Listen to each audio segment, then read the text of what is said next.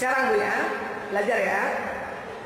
Orang yang tipenya damai atau pragmatis, siapapun kita kah, suami kah atau anak-anak, di dalam otaknya selalu bertanya diawali kata bagaimana. Bagaimana ya? Jadi kalau punya anak tipe yang ini, pengamat yang damai ini, selalu ajarkan how to-nya. Coba kamu bantu ibu, ya, ambilin uang di ATM misalnya gitu ya. Saya pernah begitu sama anak semua anak yang mau ngecek aja tentang watak. Tipe yang ini langsung bingung. Kenapa?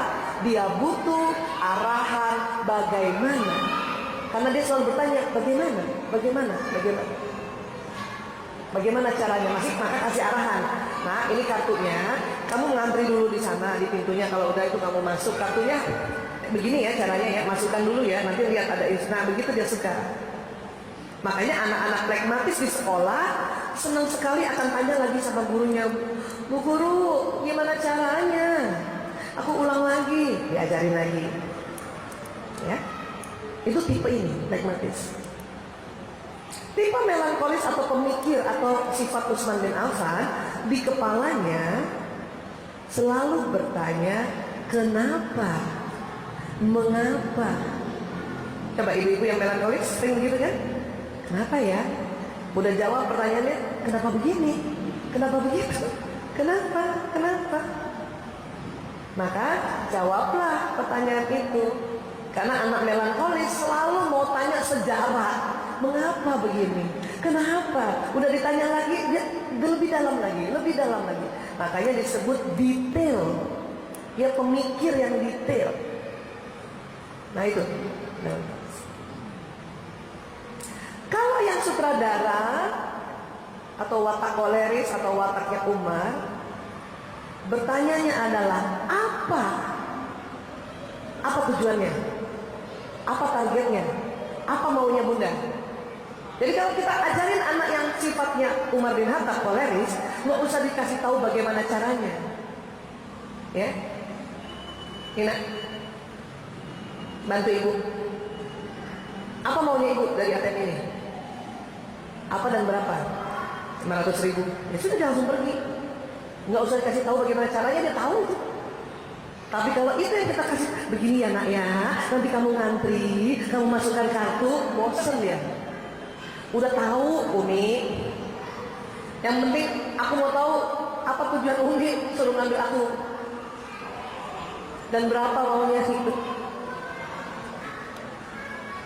Lalu sebelahnya lagi wataknya Ali bin Abu Thalib atau kita sebut watak artis atau kita sebut watak sangwilis. Pertanyaannya selalu siapa? Jadi kalau diajak, ayo ke rumah tante nak, siapa aja yang datang bu? Kalau yang melankolis, kenapa harus ke sana? Kata yang koleris, apa tujuannya kita ke sana? Kata yang pragmatis, gimana caranya kita ke sana? Itu karena watak. Tinggal sekarang setiap orang wataknya dua, maka kombinasikan. Kalau kita punya anak yang atas bawah sangwinis dan pragmatis, maka dia selalu siapa bagaimana. Dapat anak yang perpaduan Umar sama Utsman, cakep bu. Apa kenapa? Ini kalau bisa tahu dan belajar seperti itu, maka asik nanti. Asiknya apa? Asiknya adalah kita menjelaskan sesuai keinginannya. Lucunya, setiap kita jawab tidak terpenuhi kebutuhannya. Anak melankolis, dia tanya, bunda, kenapa narkoba bahaya? Karena merusak otak. Kenapa diciptakan? Kenapa terus? Karena awalnya untuk obat. Kenapa pakai narkoba obatnya? Balik lagi. Dia kenapa terus? Sama, yang koleris itu, yang Umar bin Khattab itu nanya apa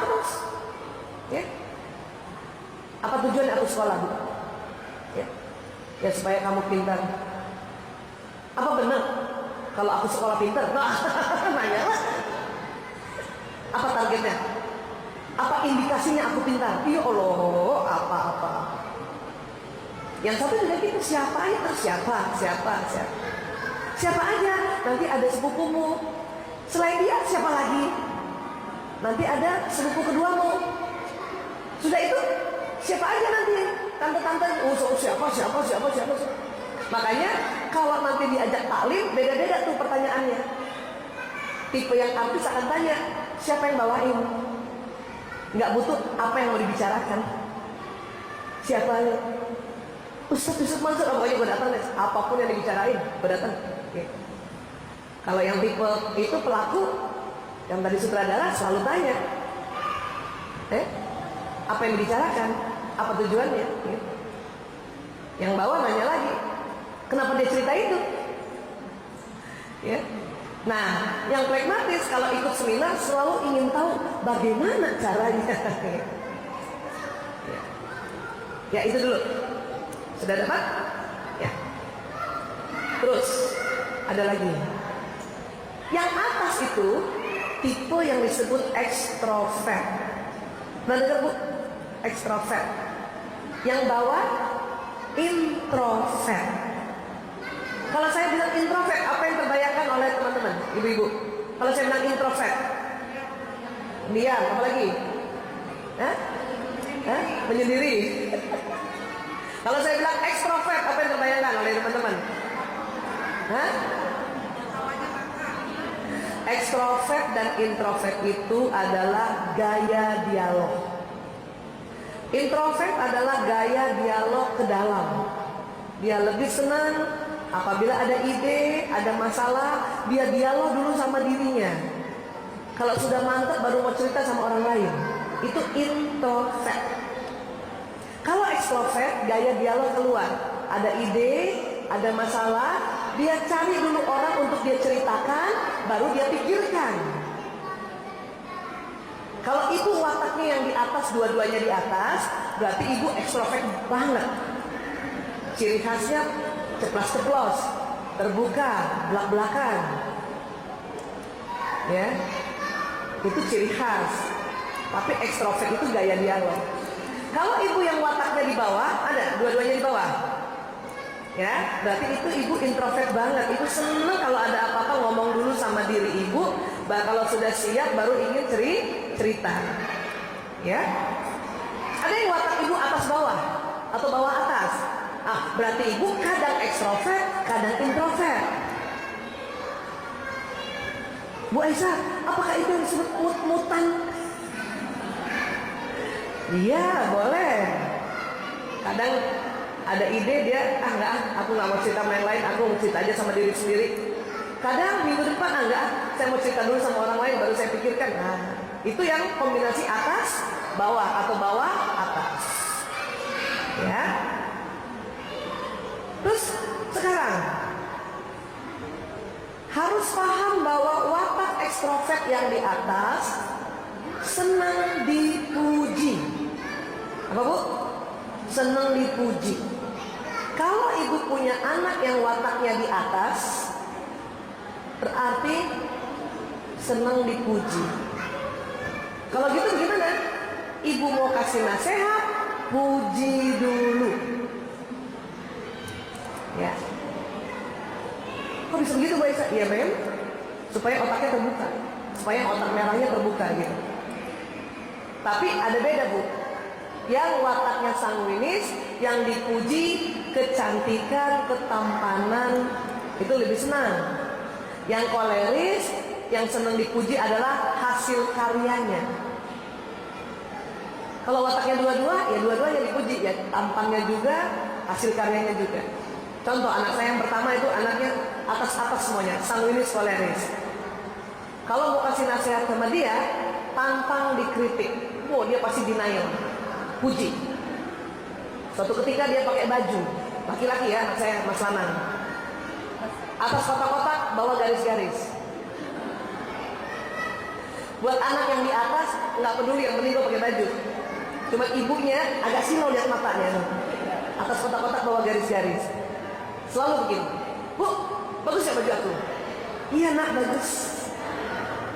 Lebih bagus lagi kalau diganti. Yang mana bu? Yang bawah boleh, yang atas pak? Dia ganti.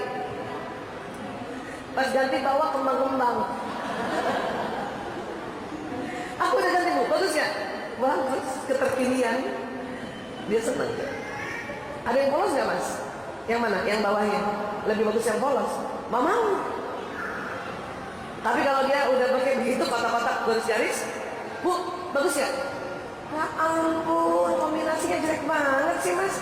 Malah nggak mau diganti. Suka-suka gue. Kalau yang pertama diganti kan, ada upaya mengganti kan? Ada upaya mengganti. Itu tadi.